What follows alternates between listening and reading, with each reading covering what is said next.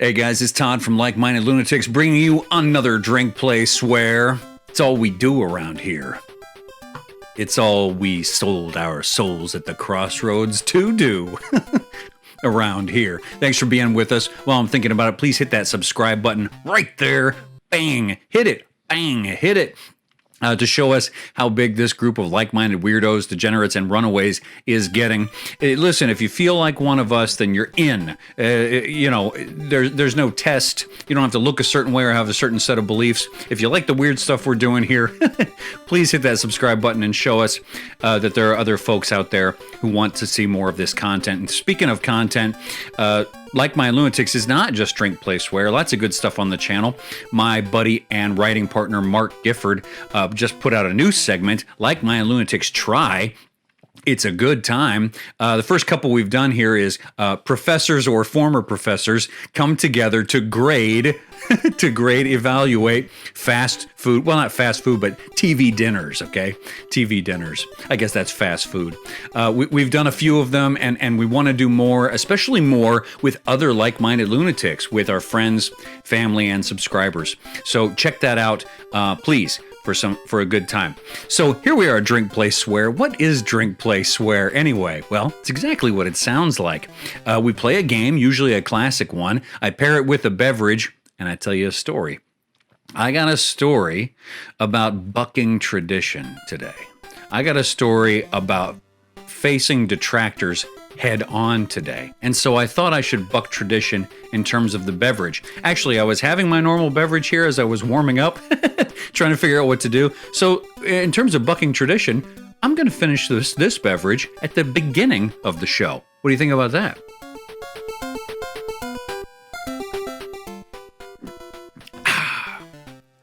Okay, crisp refreshment. Get yourself something, finish yourself something, and then get yourself another one. Because here we are for Mario Brothers 2, Super Mario Brothers 2. All right, I'm going to tell you a story in a minute, but I want to set up the game first and get started on the game because the game and my story are related.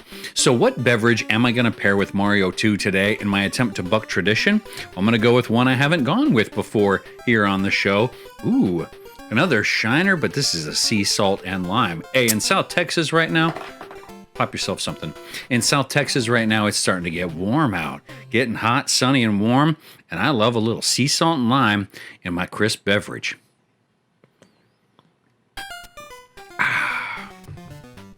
That's a good one. That's a good one.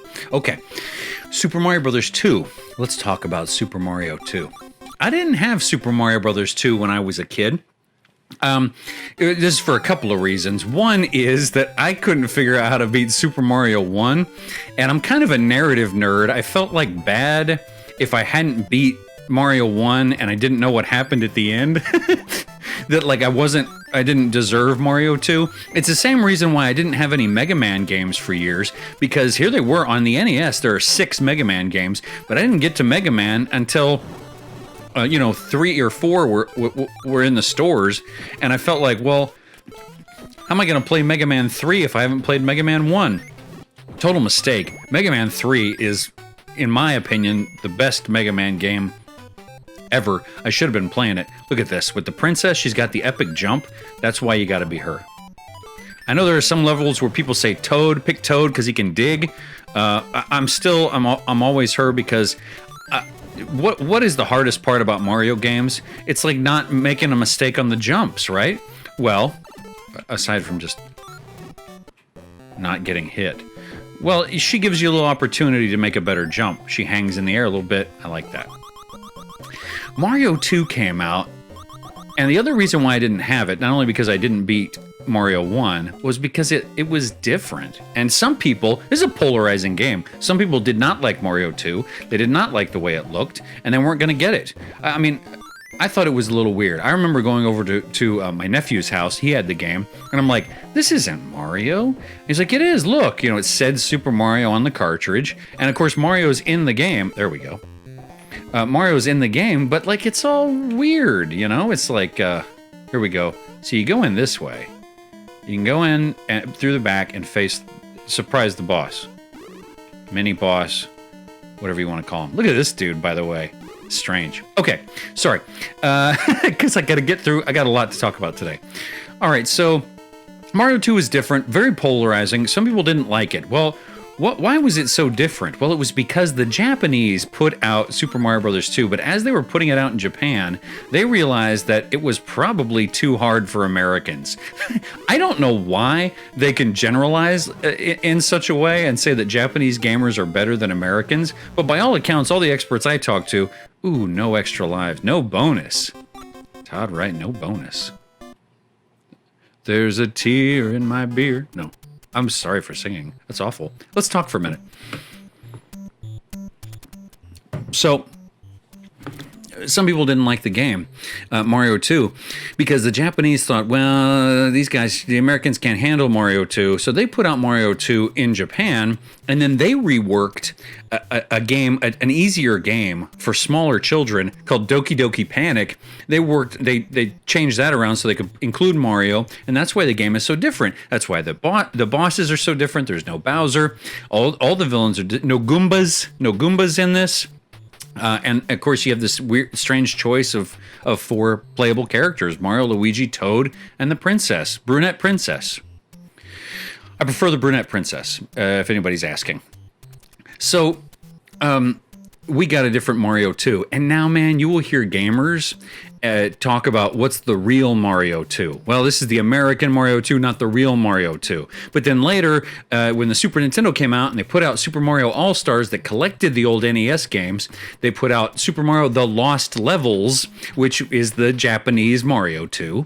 And then even in a stranger turn of events, because Mario 2 happened to sell well in the US, in Japan, they got the American Mario 2 with a different name later because it was such a hit. So it's so confusing when you get to real and what people call authentic. And that's kind of what I want to play on with the story today. So I know I'm like 7 minutes in here or whatever, and I haven't gotten to the story yet, but I promise it relates. Today, and you saw it on the card, so maybe that's why you clicked it. Today I want to talk about Bob Dylan. Because Bob Dylan has always bucked tradition, has always gone against the norm, has always faced detractors head on. And I feel like there's a similarity here that I'm trying to work out mentally. I haven't done so in advance, but I feel like I want to try to put together some things that Mario 2 and Dylan and the way they were received so similar. So to do so, I want to walk through my history with Dylan with you. Please indulge me. Growing up, I did not listen to Bob Dylan. I knew of him, and I knew of him as a legend and someone I was supposed to respect and revere. But, I mean, I grew up in San Antonio. 99.5 KISS rock station was not playing Dylan. Oh, look at that. Walking on water. You see the Ghosts and Goblins video where I walked on water? I mean, I think I just had kind of an important moment right there, too. All right, so, ooh, look at that. No! Failed opportunity. Missed an opportunity to get some bonuses. Anyway, didn't know about Dylan too much growing up, but knew I was supposed to respect him, but didn't know what to buy. You know, you go to back in the 90s, you go to a CD store, and you just happen to walk over to Dylan and kind of nervously look at it. It was an art. It was sort of an artist everyone was supposed to sort of be an expert on, but like we weren't experts on. I'm gonna get it wrong, but there's that quote by Mark Twain that's like, "How do you define a classic piece of literature? A classic piece of literature is one that everyone says you're supposed to respect, but no one has actually read." I feel like that was the case. Come on, bro. I feel like that was the case for me with Dylan. Was like everyone was sort of like pretending to know Dylan but didn't know Dylan. So I got all the way to grad school when I was in Kansas. I've told Kansas stories before. Remember when I got snowblind? Go check that one out if you haven't yet. Hey, finally got a one up. Finally started listening to Dylan when I got to grad school, and it's funny how it happened. I was in my apartment in Kansas. It was snowy, didn't want to go out, and so I'm just sitting at home watching DVDs. And I watched one of my favorite movies for the 700th time, High Fidelity. You know High Fidelity? Great movie, John Cusack movie. Jack Black's got a funny part in it. And I've got the book right here. The Nick Hornby book is fantastic also. Very different. Well, not very different, but somewhat different from the movie. I love both. And I think both are worth looking at. I even liked the new series where they tried to reboot High Fidelity because it very respectfully, I thought, took elements from the book and from the original Cusack movie and did something interesting. I couldn't believe that it didn't get picked up again for a second season. I thought it was fantastic. Anyway, no one asked me, but I'll tell you. So in that movie, there is a scene where Jack Black, who works at a record store with John Cusack, is helping a customer. And he is, the customer is overwhelmed because he doesn't know anything about music, I think. And look at that. You say he can fly over everything? It's nice. Princess, excellent character in this game. And he picks up, Jack Black that is, picks up a copy of Blonde on Blonde, a Dylan record, and says, "You don't have Blonde on Blonde?" And as a rock and roll fan and a music fan, I had a moment of embarrassment alone at home where I was like, I don't have Blonde on Blonde. I have to correct this immediately. So even though it was snowy and I had a 97 Firebird rear wheel drive, which is not a great idea in the snow, I drove to my local Hastings and picked up a CD copy of Blonde on Blonde. And I will never forget the experience of listening to that record for the first time. It is my favorite Dylan record, probably because it was my first, but also because I just think it was him at a particular important moment in his skills. He has had very exciting moments in his career throughout many decades, and everyone's got their own favorite version of Dylan. My favorite version of Dylan is that 66 crazed, long-haired Dylan who just howls into a microphone but is still playing guitar and harmonica. It was just amazing. And listening to that record, I just drove around Manhattan, Kansas, in my 97 Firebird, listening to that record. And that first track, it just tells you that you're in for something. Everybody must get stoned. And then on to just some, oh no, I'm toast. Even her floating ability cannot save a truly bad player like me. So here I am back at the key. So I drove around and I was changed after listening to that Dylan record and became a fan overnight. And started just picking up Dylan records as I could. And at first I just stayed within that decade because I knew I liked it. So I was buying his early records from 62 and from 63 and from 65, building up to 66 because I wanted to kind of know his history. And I loved it. So my buddies from college, from Texas Lutheran back at TLU, shout out to the Bulldogs, were going to come visit me in Kansas and drive the 12 hours from San Antonio to come stay with me for a week.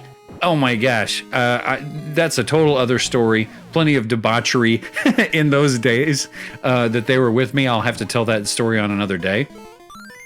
But they came and stayed with me. It just so happened I found out that Bob Dylan was going to be in Manhattan, Kansas on October 26, 2004. I'm going to pause it here because I'm on this great boss and I want to do well, but I also want to do well by you. October 26, 2004, Dylan was going to be at the local Coliseum playing a show. So I thought as a sign of appreciation for my buddies driving all that way and coming to stay with me for a few days that I would pick up some tickets for all of us. So I did just that. And most of my buddies they were like me. They didn't know Dylan a bunch. They knew they were supposed to revere him, respect him, and they needed to know about him. So I thought this would be a fun gift. So bought the tickets, and they made the drive. We had a lot of fun while they were there. And one night we went to the Dylan show. Well, we go to this Dylan show, and I knew I was going to remember it forever, but I didn't know exactly why I was going to remember it. Because I got to say, just up front, not a great show. Not a great show. In fact, maybe one of the worst shows I've ever been to. We get in there.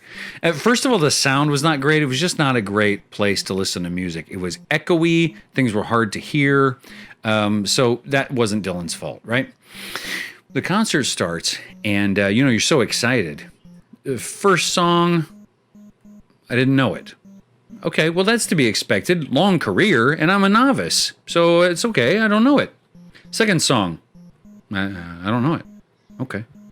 Third song, don't know it. Fourth song, don't know it. Fifth song, about 2 minutes in, I realize this is All Along the Watchtower. All Along the Watchtower. Of course, Jimi Hendrix sort of made it the most famous, but it's a Dylan song, right? And I could kind of hear it. But see, Dylan is funny because he'll do all these different arrangements of his own songs. He doesn't like to do the same thing twice, So I'm sitting there listening to it. I'm like, oh, this is All Along the Watchtower. I even whisper it to my buddy, and he goes, what? Oh, yeah, it is. So there were a couple of songs that I recognized halfway through as bizarre, what I thought were bizarre arrangements of songs I knew, and then a lot of songs I didn't know. But what also was happening was that Dylan was not playing guitar. He wasn't playing harmonica. He was just sitting at a piano the whole time, or standing at a piano the whole time, and not even front and center on stage. He was sort of off to the side. And he didn't really talk to us. I mean, he didn't even say, like, thank you, good night at the end.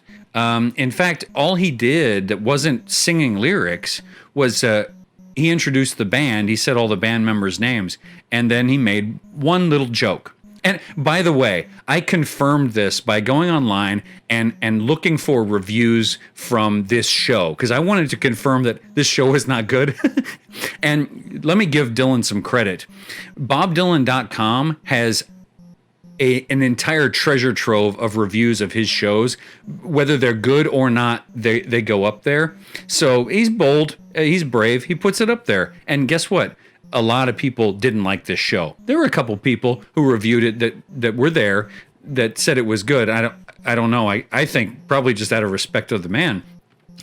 But there were a couple of reviews that said exactly the same thing in terms of disappointment, and someone had written down the joke that Dylan told, so I didn't remember it, but I can tell it to you today because I read it recently, is that Dylan didn't talk to the audience much at all. When he did, he introduced the band, and he told one joke. He introduced one band member, and then he said, he's from...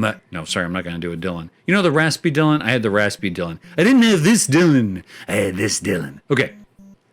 I apologize. That's awful. So, hang on. I'm neglecting my beverage and the game because I have so much to talk to you about today. I'll get back to the game in a second. So, the joke was this. He says, so-and-so is from Louisiana. And he says, they got a lot of snakes down there. That's right. This guy even likes to throw a couple of them on his car sometimes. He calls them windshield vipers. Like, that's the one thing you're going to say to your audience? Like, this is a phone-in show. You're phoning it in from Manhattan, Kansas, I feel like. I don't know. Living in San Antonio, I have to say that I feel like Austin musicians do that quite a bit when they do San Antonio shows. I'll be excited that there's some guy playing in San Antonio, and I'll go to the show, and I see them trying out stuff and everything, and I'm like, would this fly in Austin? I don't think so. That's how I felt about Dylan in Manhattan, Kansas. A bad pun joke? Windshield viper joke? Okay. So, I was disappointed. I still liked Dylan. I still listened to Dylan. But I sort of thought that maybe as a performer, a live performer, his time had come and gone. And I just happened to, be too young to see the best Dylan at his best. Well, a couple of years go by. And by the way, my friends felt the exact same way about that show. It was not worth the money. A couple years go by, and fast forward, I'm in New York. I've told many New York stories before. What's happening? Okay. I've told many New York stories before. Let's pick one at random. How about the Books of Wonder, Susan Sarandon? Met Susan Sarandon, lost her purse. That's one of my favorite stories to tell, so I'd love for you to see that. So I'm living in New York. I'm going to the new school, working on my MFA in creative writing, and working at the bookstore. But there's an opportunity potentially for me to be a TA, to be a teaching assistant for a visiting writer, they said. Well, that sounds fun. And I'd done some teaching at Kansas State already, so I felt pretty confident. And I did interview well, and I got the gig as TA, but they didn't tell you who it was for. Well, it was for Greil Marcus. Now, Greil Marcus was a well-known rock journalist who had written for Rolling Stone at the height of Rolling Stone's, enormity, and had written many, many of his own books. Great writer, and he was one of these guys who actually talked about music in his writing. You read rock journalists, and they often talk in these lofty ways. They don't actually talk about the way music sounds. And Marcus talks about the way music sounds. Well, I didn't know all this when I got the gig. I'd never heard his name before, I have to say. So I'm at Books of Wonder, and I tell my boss I got this gig as a TA, so I'm going to need to go down to a part-time status here at the bookstore. And she says, oh, who's it for? And I say, somebody, Greil Marcus. She goes, the rock journalist. So she informed me as to how impressed I was supposed to be and how much reverence I should give him when I meet him. I have to say, that semester was amazing. First of all, if you have read Bob Dylan's autobiography, that volume 1 that he put out years ago, and he's never really put out a volume 2, Greil Marcus is the only journalist that Dylan mentions in reference to himself and his work, and he does so affectionately. So by all accounts, even by Dylan's account, Marcus is legit.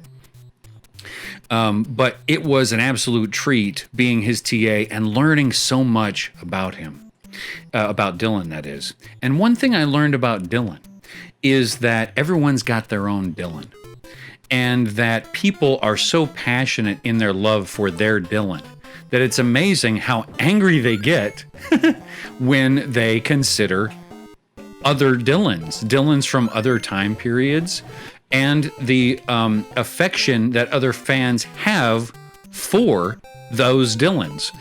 So you got your early Dylan. I'm not the world's biggest expert, so please, don't be angry with me if I get these details wrong. We got your Dylan from 62, 63. He's this folk hero. He was part of that 60s revival of folk music, where they were looking at these beautiful 20s and 30s and 40s folk songs, blues songs, country songs, and trying to go back to that style away from the 50s rock and roll. And it was a huge population of young people who were into that. But then in 66, he goes electric and upsets a lot of people. I have right here, one of my favorite records is Dylan. I'm going to put it right here. Dylan's Royal Albert Hall set in 1966. To give you context here, Dylan goes to England, an international musician success, and he plays the first half of the show in just the way that audience wanted, and that is to say, he gets on stage with his harmonica, with his acoustic guitar, and he woos them. He tells them all the things they want to hear. It's a sweet, wonderful, beautiful set. And I got it right here. He's playing songs that people loved, like from Blonde on Blonde, my favorite, Visions of Johanna and stuff like that. But then he came out for the second set with the rock band, and he kicks it off, and he's just yelling and screaming, like in like a Rolling Stone when he just goes, "Whoa!" right?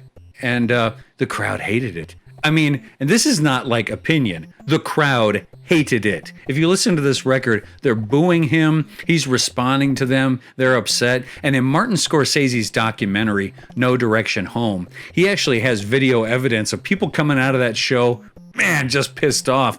And, doing that classic thing, people breaking records on camera, talking about how they're never going to listen again. I've always thought that was such a waste of time. Like, you spent money on that. You're just making a fool of yourself, dude.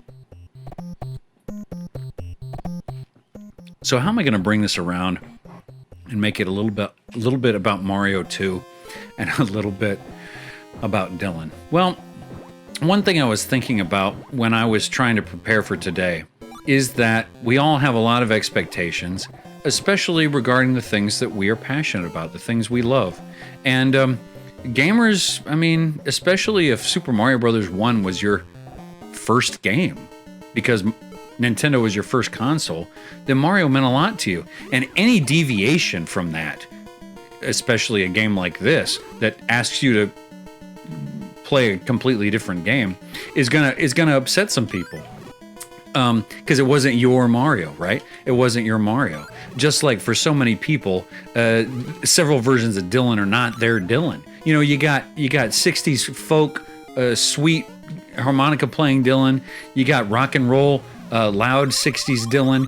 You got like an 80s Dylan that's kind of a born again Christian. Then you got like a reworked late 90s Dylan that was like raspy and stuff. And of course, we kind of are still in that Dylan era. But you know what I'm saying is, like, everyone's got their favorite, and they're so vehemently angry. There's one thing Greil Marcus sort of taught me about is how strange and what a paradox it is that people can love and hate not only the same person simultaneously, different versions of them, but also hate other fans of that person. And it got me thinking about the trouble with the word authenticity and the trouble with the word reality. And I think so many people throw that around so often, authentic these days.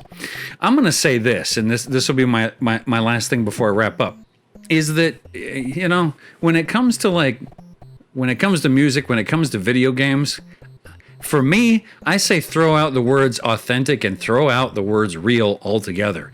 Just like what you like. Find what you like and like it. There are so many Dylan fans who would look at me and say, oh, Blonde on Blonde is your favorite? Okay, to use video game terminology, you're a noob, right? That just shows that you don't know. And then they'll pick out some obscure record that, only, 4 million people love, and say that that's their favorite. But, I got to be honest with you. I looked around a lot at other Dylan, and when I listen to Self-Portrait, I'm sorry, I'm going to say this out loud. When I listen to Self-Portrait from the era after Blonde on Blonde, I just happen to think he's a guy who lost his sound and is having trouble finding it. Okay, that's me, right? So find what you like and like it. In a world where we have access to all this stuff, isn't that all we need to be concerning ourselves with? I know when we were all kids, when we were all in high school and college, we'd sit around with our friends and argue about, authenticity or reality and what's the best version of this or what's the good version of this. In the end, you can argue yourself, blue. But why don't you just go ahead and like the stuff you like? I'll keep listening, to Blonde on Blonde, and I'll also keep playing the American version of Mario 2. I don't care about which one is real. I like what I like. I have played the Lost levels. I don't know. It seems okay to me, but this one I think is fun, and so I play it. You do you. I'll do me. So, okay, that's it for us today here at Drink Play Swear. This is a great game. I've still never beat Mario 2. I want to complete that. But in between now and the next time I talk to you, we're going to finish up this beverage bucking tradition today with a shiner. In between now and the next time I talk to you, I'm Todd.